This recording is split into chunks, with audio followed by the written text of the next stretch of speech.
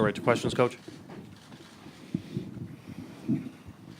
First question on 4, right in the back there.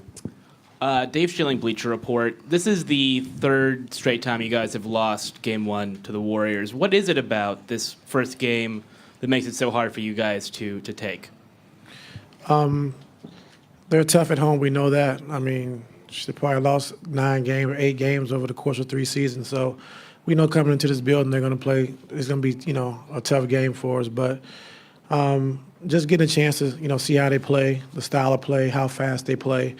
You can't really simulate that in practices. You got to really get out here and get a chance to do it firsthand. And when we experienced that and we were able to adjust, we're a lot better. Try to get Dave there in the back. Ty, Dave McMenamin, ESPN. You spoke to us in the days leading up to this series that you guys would have to try to combat against the spurts that they're capable of. Late in the third quarter, it's a 12-point game. I think 90 seconds later, it's a 22-point game. What went wrong in that moment for you guys? Well, when you're playing a good team like this, you can't give them 20 more shots than you have. Having 20 turnovers and not being able to get back and get your defense set, they really take advantage of that, especially at home. And they thrive off turnovers and getting out in transition. All the way in the Owen back. Modest, KPIX. It seems like early in the game, Tristan Thompson was kind of neutralized. He only had 22 minutes for the entire game. What schemes, what led to that? Where you at? All the way in the back. Oh, okay. Yeah. All right. Now, what'd you say? I said it seems like somehow Tristan Thompson was neutralized tonight. Well, he they do only it- had 22 minutes in the game. Yeah. Once we got down, we decided to go to, the offensive lineup, offensive unit.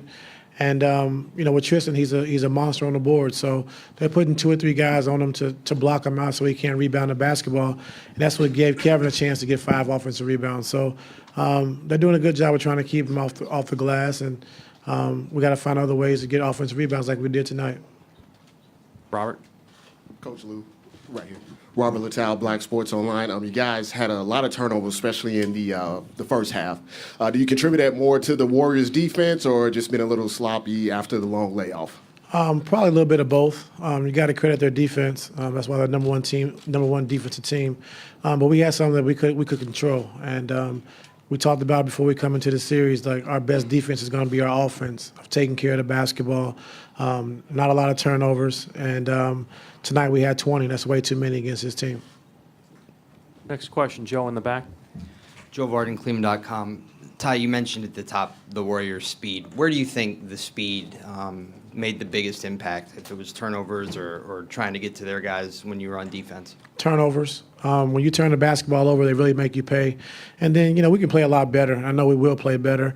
And when we're not making shots and they get off, in transition off of rebounds and stuff like that, they're tough to guard. So, I know we can play better. We will play better. But we got to do a better job putting the ball in the basket. Third row on your right, Coach. Coach Chuck Nevius from Santa Rosa Press Democrat. LeBron had 8 free throws in the first quarter. He had 4 the rest of the game. Would that be something you'd be encouraging him to drive to the basket? He's one of the best in the league, obviously, doing that in game 2. Yeah, just keep attacking. They don't have a lot of shot blocking on the floor. So when they go small, we can get to the paint and get, pretty much anything we want. So they do a good job of collapsing, and then we got to kick out and we got to make shots. But with him being aggressive, getting downhill, it really helps our offense. Jason along the wall on the right. Jason Lloyd, The Athletic. Durant had plenty of dunks in the first half. It looked like guys were concerned about getting out to the shooters, and it left the lane wide open. How do you handle that in transition, and what is the goal there when you got Kevin running free and shooters on the wing?